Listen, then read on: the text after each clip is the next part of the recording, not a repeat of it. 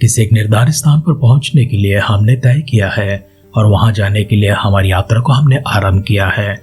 और हम जिस राह में होकर जिस सड़क पर चल रहे हैं उस पर इससे पहले कई और चल चुके हैं और हमारे सामने और भी बहुत से लोग चल रहे हैं।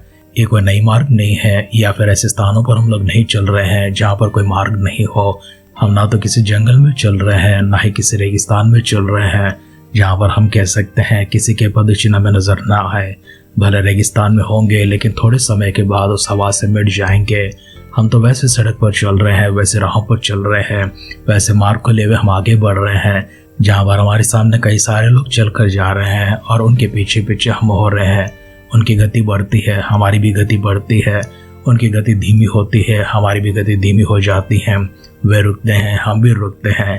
सामने कुछ खतरा है, उन्होंने पहले देखा है, हम उनके पीछे देखते हैं। उस खतरे से वे कैसे बचकर बाहर निकले हैं इसे हमने देखा है।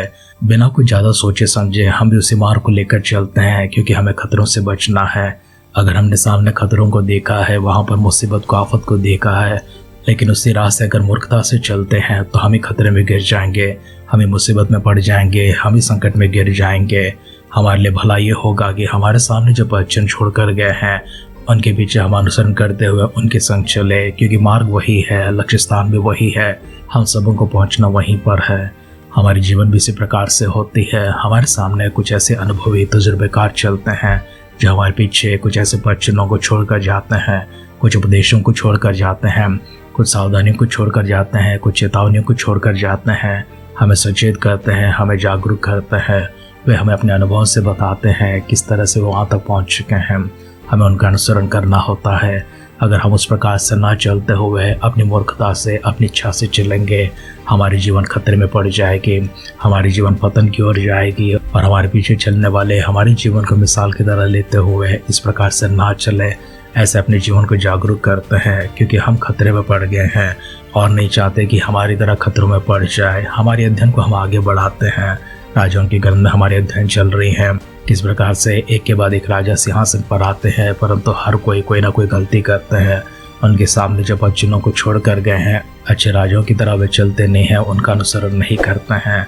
हमारे अध्ययन को वहाँ पर लेकर जाने से पहले आइए हम सब अपने आप को परमेश्वर के हाथों में समर्पण करेंगे। हमारे सिरों को झुकाएंगे, आंखों को बंद करेंगे। हम अपने आप के लिए छोटी सी प्रार्थना करेंगे ताकि परमेश्वर हम सबको ऐसे आफतों से, ऐसे संकटों से, ऐसे मुसीबतों से बचाकर हमारे सामने कुछ आदर्श ऐसे रखे जिससे परमेश्वर हमें सही राह पर चला सके। आत्मा का अगुवाई के लिए, आत्मा का अभिषेक के लिए, परमेश्वर का वचन हमारे साथ होने के लिए आइए मिलकर एक मन होकर इन छोटों का छोटी सी प्रार्थना करेंगे। पिता परमेश्वर, हम आपको धन्यवाद करते हैं, हम आपकी स्तुति करते हैं। प्रशंसा, महिमा, गौरव, आदर, सम्मान के साथ में फिर से एक बार आपके दिव्य सानिध्य में आते हैं। आज को सुंदर से समय परमेश्वर इन वचनों के लिए, प्रभु, जिन शब्दों के लिए और आगे जब हमसे बातें करने जा रहे हैं उन सबों के लिए शुक्रिया अदा करते हैं। हमें अपने राह पर चलाते रहिए, हर प्रकार की मुसीबत से, खतरों से, तकलीफों से बचाए रखिए। प्रभु यीशु मसीह के बादलों के आगमन के लिए, सिद्धता के सदा में चलाने के लिए आज फिर से एक बार प्रभु जी हमारे मनों को खोलिए, आत्मा को खोलिए। प्रभु जी हमसे बातें कीजिए, सारी महिमा, आदर, सम्मान आप प्राप्त कीजिए। दुआओं को सुनकर परमेश्वर दियोतरों के लिए धन्यवाद करते हुए हमारे उद्धारकर्ता, हमारे प्रभु यीशु मसीह के नाम से इस प्रार्थना को मांगते हैं। सुन और कबूल कर पिता। आमेन, आमेन, आमेन। आध्यात्मिक जीवन की दैनिक खुराक सुन रहे हमारे सारे प्रिय श्रोताओं को, परमेश्वर के प्रिय भक्तगणों को प्रभु यीशु मसीह के नाम में प्यार भरा जय मसीह की सुप्रभातम और शुभोदय कहते हुए हम सबका मनपसंद ध्यान केंद्र आध्यात्मिक जीवन की दैनिक खुराक में और इस नए दिन में आप सबका स्वागत करते हैं।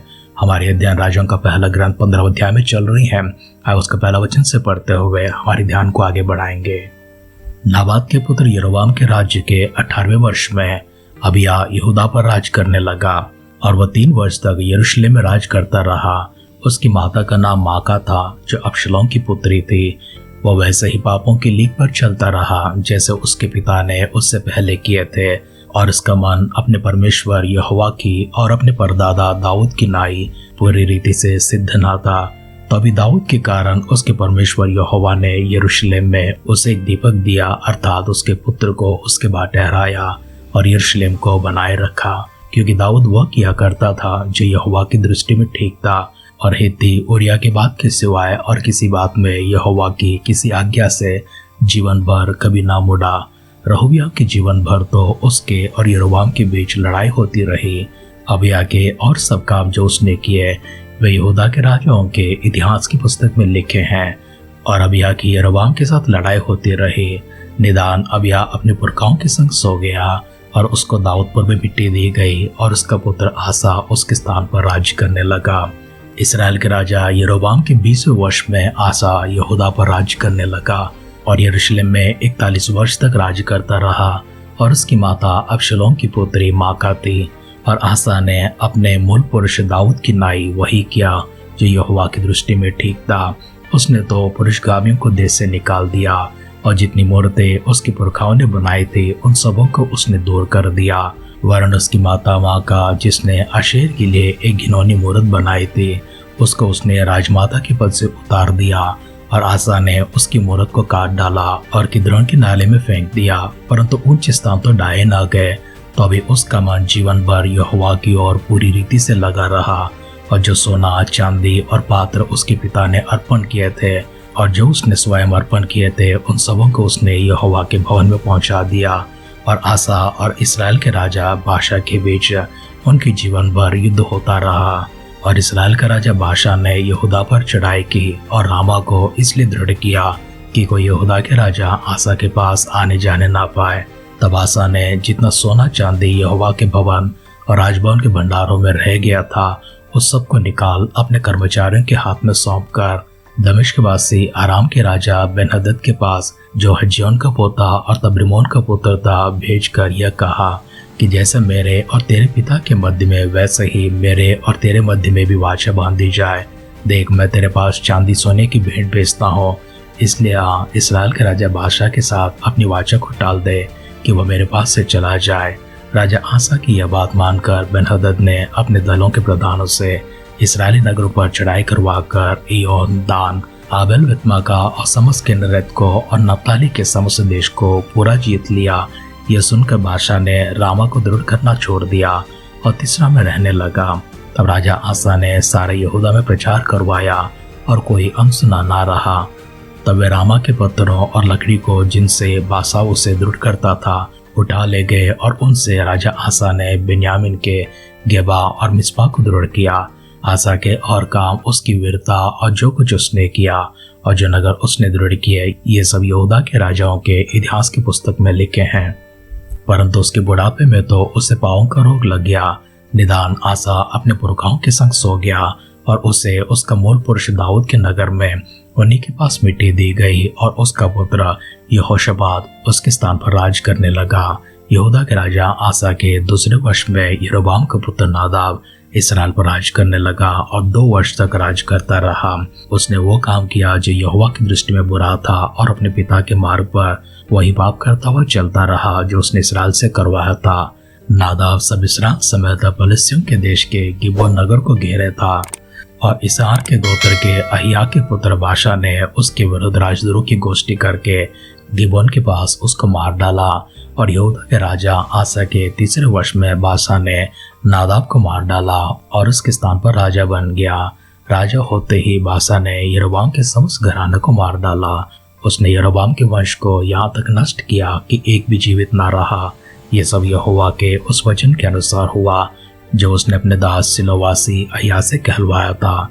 यह इस कारण हुआ कि यरोबाम ने स्वयं पाप किए और इसराइल से भी करवाए थे और उसने इसराइल के परमेश्वर यहोवा को क्रोधित किया था। नादाब के और सब काम जो उसने किए वे सब इसराइल के राजाओं के इतिहास की पुस्तक में लिखे हैं। आसा और इसराइल के राजा बाशा के मध्य तो उनके जीवन भर युद्ध होता रहा। यहूदा के राजा आसा के तीसरे वर्ष में अहिया का पुत्र बाशा तिर्सा में समस्त इसराइल पर राज करने लगा और 24 वर्ष तक राज करता रहा। और उसने वह किया जो यहोवा की दृष्टि में बुरा था और यरोबाम के मार्ग पर वही पाप करता रहा जैसा उसने इसराइल से करवाया था। राजाओं का पहला ग्रंथ 15 अध्याय का पहला वचन से लेकर आखिरी वचन अर्थात 34 वचन तक हमने पढ़कर सुना है। हमारे इस पठन में हमने कई सारे राजाओं को देखा है जिनके संतान उनके संतान इस प्रकार से राज सिंहासन पर आते जाते हैं। हमने इसराइल के ऊपर कुछ राजाओं को देखा है, यहूदा के ऊपर कुछ राजाओं को देखा है। इनमें से खासकर आज हमारे ध्यान आसा की ओर लेकर चलते हैं क्योंकि एकमात्र आसा था जो परमेश्वर की विधियों पर चल रहा था और अपने पुरखा दाऊद की तरह चल रहा था। बाकी सब राजा भी अपने ही पिताओं की तरह यरोबाम की तरह वो सारे पाप करते रहे और जो इसराइल से भी करवाते आए थे। परमेश्वर ने इसलिए सिलोवासी अबिय्याह से एक संदेश भिजवाया था, यरोबाम की संतान में कोई ना बचेगा, और उसी वचन के अनुसार हुआ। यरोबाम का सारा घराना को मार डाला। बादशाह तो नादाब को मार डालकर उसके स्थान पर राजा बन गया था। इसके आगे और इसके पीछे जितने भी राजा हैं वे सब दुष्टता करते हैं, परमेश्वर के विरोध चलते गए हैं। आसा एकमात्र ऐसा व्यक्ति है जो अपने माता के विरोध में जाता है, क्योंकि माता ने एक ऐसी मूर्त को बनाया है जो परमेश्वर की दृष्टि में घिनौना था, और उसने अपने माता को इस गलती के बदले में राजमाता के पद से भी उतार दिया था। उसने तो उन मूर्तों को तोड़ दिया, गिरा दिया और उसे किद्रोन नदी में फेंक दिया था। बाकी सारे उच्च स्थानों को तो और उन सारे टीलों को उसने छोड़ दिया था। उन्हें तो उसने डाया नहीं था, परंतु परमेश्वर की दृष्टि में वही सारे काम करता गया है जो परमेश्वर की दृष्टि में अनुकूल थे। अपने पुरखा दाऊद की तरह अच्छे मार्गों पर चल रहा था। दाऊद के विषय में लिखा हुआ है, उरिया के विषय छोड़कर बाकी सब विषयों में दाऊद ने ऐसा कोई अपराध नहीं किया था। आराम के शब्दों में भूमिका में इसलिए कहा गया था, हमारे सामने कुछ ऐसे पद चिन्ह छोड़े जाते हैं, अगर वे अच्छे हैं तो हमें उनका अनुसरण करना है, वे अगर बुरे हैं तो हमें उनसे बचकर आगे चलना है। आज के हमारे अध्ययन को यहीं पर समाप्त करेंगे। हम सब मिलकर प्रार्थना करेंगे। सर्वशक्तिमान पिता परमेश्वर, धन्यवाद करते हैं, आभार मन के साथ में आपके सानिध्य में आते हैं। इन वचनों के लिए प्रभु जी फिर से एक बार शुक्र अदा करते हैं। हमारे कदम हमेशा सही राह पर चलते रहे, हर प्रकार की दुष्टता और पाप से प्रभु जी हमें बचाए रखिए। एक शुद्ध और पवित्र जीवन हम सबको प्रदान करते हुए प्रभु यीशु मसीह के बादलों के आगमन के लिए सिद्ध करने के लिए दुआ करते हैं। प्रभु यीशु मसीह के बादलों के आगमन विलंब होती है, कल सुबह मिलकर आपकी स्तुति आराधना करने के लिए हम सबों को सजीवों की संख्या में, भाग्यवानों की संख्या में, आशीषमानों की संख्या में संभाले रखकर प्रभु जी आपके सानिध्य में लाने के लिए दुआ करते हैं। अगर ऐसा ना तो प्रभु यीशु मसीह के बादलों के आगमन में हम सबको शामिल करने के लिए प्रार्थना करते हैं। दुआओं को सुनकर परमेश्वर देवताओं के लिए धन्यवाद करते हुए हमारे उद्धारकर्ता हमारे प्रभु यीशु मसीह के नाम से इस प्रार्थना को मांगते हैं। सुन और कबूल कर पिता।